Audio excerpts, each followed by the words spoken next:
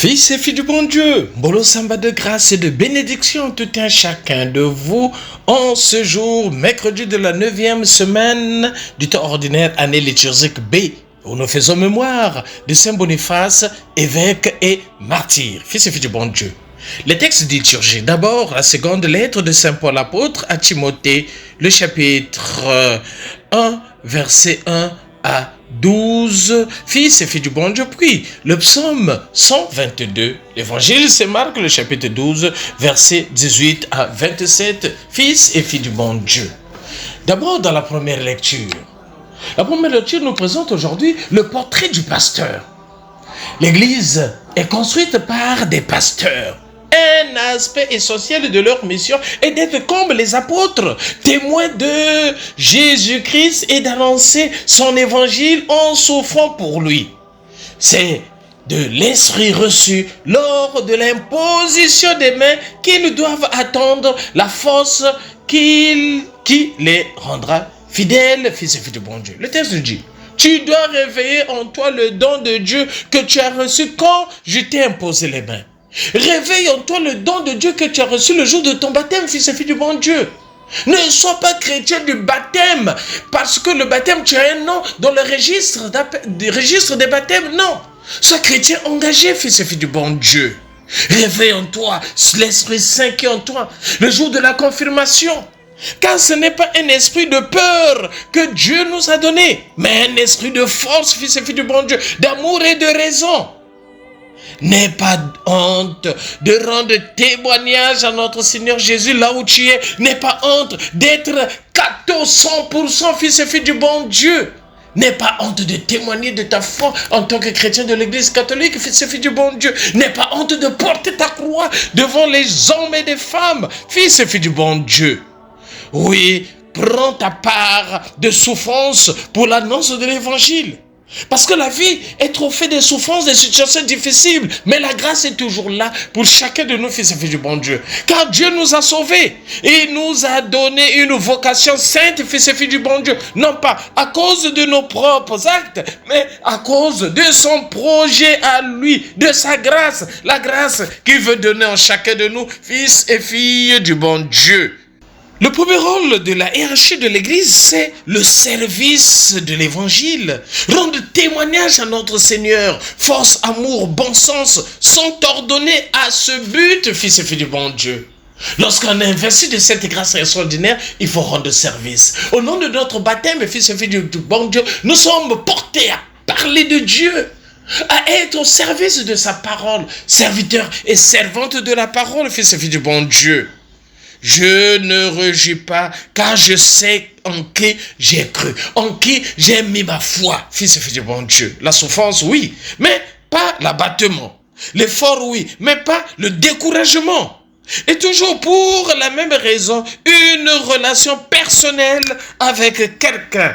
Je sais en qui j'ai cru. Paul et Jésus vivent ensemble, fils et filles du bon Dieu. Tu dois vivre ensemble avec le Seigneur. Parce que le Seigneur veut réanimer en toi la flamme qu'il t'a donnée le jour de ton baptême. Voilà pourquoi sois témoin de l'évangile, fils et filles du bon Dieu. L'évangile de ce matin, où le texte nous parle de la vie nouvelle des ressuscités. Si tu as accepté le Christ, ça veut dire ta vie doit changer. Mais ce n'est pas seulement en chantant, ma vie a changé, oh, je ne suis plus le même, alors que lorsque tu vas dans le quartier, tu es le même, dans le Congo, ça, la destruction des autres, dans la haine, la division, dans la sorcellerie, dans tout ce qui est mauvais, tu dis ta vie a changé, ta vie doit changer dans le témoignage de vie, fils et filles du bon Dieu. Oui, l'homme est-il fait pour la mort? Oui. Répondent les Sadducéens. Car la survie a des conséquences absurdes. Non, répond Jésus. Le Dieu vivant veut donner à l'homme la vie que la résurrection inaugure. Ce n'est pas le prolongement de la vie terrestre, c'est le commencement d'une vie nouvelle, la vie éternelle du ciel, fils et filles du bon Dieu. Oui, Jésus-Christ a souvent rencontré les intellectuels de son temps. Aujourd'hui, ce sont des Sadducéens. Oui, rationalistes, sceptiques, représentant assez bien une tendance qui existe aussi de nos jours. La résurrection, laissez-nous rire, c'est impossible. comme disent les Sadducéens, fils et filles du bon Dieu. La question maître, Moïse nous a donné cette loi. Si un homme a un frère marié et que celui-ci meurt sans enfant, qu'est-ce qu'il faut faire? Mais s'il épouse, mais les autres hommes qui étaient avec lui, mais à la résurrection, mais la femme là aura qui comme mari? Fils et fille du bon Dieu. Avoir une descendance nombreuse était alors de la plus grande importance à l'époque. C'est pourquoi la veuve, sans enfant, se voyait dans l'obligation de se remarier avec le frère de son mari défunt. Les Sadducéens s'appuient sur cette situation curieuse pour essayer de ridiculiser la résurrection. Première réponse élémentaire. La résurrection est du domaine de Dieu et échappe donc au domaine de l'imaginable. Oui, fils et filles du bon Dieu. Oh Seigneur, c'est vrai. Je suis incapable de comprendre comment nous ressusciterons.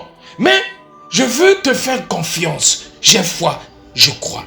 Faisons confiance au Seigneur, fils et filles du bon Dieu. Parce que lui seul sait, lui seul connaît comment nous allons vivre à notre résurrection lorsque nous serons face à face devant lui, fils et filles du bon Dieu. Là, Jésus continue, quand on ressuscite d'entre les morts, en effet, on ne se marie pas, mais on est comme des anges dans le ciel, expression mystérieuse. Jésus n'a jamais déprécié le mariage et les réalités sexuelles, non. Il les a même placés à un très haut niveau. Marc 10, 1 à 12. Cette expression veut sans doute signifier tout simplement que ressuscités, nous n'aurons d'autre préoccupation que de service et louer Dieu. Matthieu 18, 10, fils et filles du bon Dieu. Le corps est bien, oui, mais l'esprit est une merveille, fils et filles du bon Dieu. Ne vaut-il pas mieux être intelligent et bon que seulement bel animal? Non, fils et filles du bon Dieu. N'avez-vous pas lu dans les livres de Moïse? Je suis le Dieu d'Abraham, d'Isaac et de Jacob. Il n'est pas le Dieu des morts, mais le Dieu des vivants. Vous êtes tout à fait dans l'erreur, dit le Seigneur. Il parlait de la Bible, le fils et filles du bon Dieu. Il leur retourne leur argument. Citons un passage du Pentateuque, Exode le chapitre 3, 6, qui était seul reconnu par les Sadducéens. Nous découvrons là une fois de plus un Jésus fin connaisseur des Écritures, capable de citer de chic une phrase pour étayer une discussion. Fils et filles du bon Dieu. Oui, les Saintes Écritures sont là, les fondements. Le fondement de Christ se refait sur le fondement de la parole de Dieu, fils et filles du bon Dieu. Dieu des vivants, fais-nous aimer la vie. La vie, Dieu te l'a donnée. Aime la vie, fils et filles du bon Dieu. Mais sache-le qu'il y a une autre vie qui t'attend. Voilà pourquoi, sur cette vie, vis simplement dans l'humilité. Et Dieu va te récompenser, fils et filles du bon Dieu.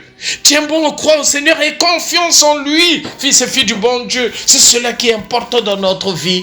Aimons-nous vivants et préparons notre ciel en faisant le bien sur la terre. C'était le Père Paul Jess Tounou, le Père de la joie, depuis la paroisse Saint-Michel de Nkembo. Là, nous sommes dans l'archidiocèse de Libreville, mais c'est au Gabon. C'est des journées de grâce et de bénédiction. N'oublions pas, Kipé, Yayo et Tokos de bénédiction en tout un chacun de vous. Vous qui écoutez ces méditations de tous les jours, soyez bénis dans le Seigneur. Amen. Alléluia.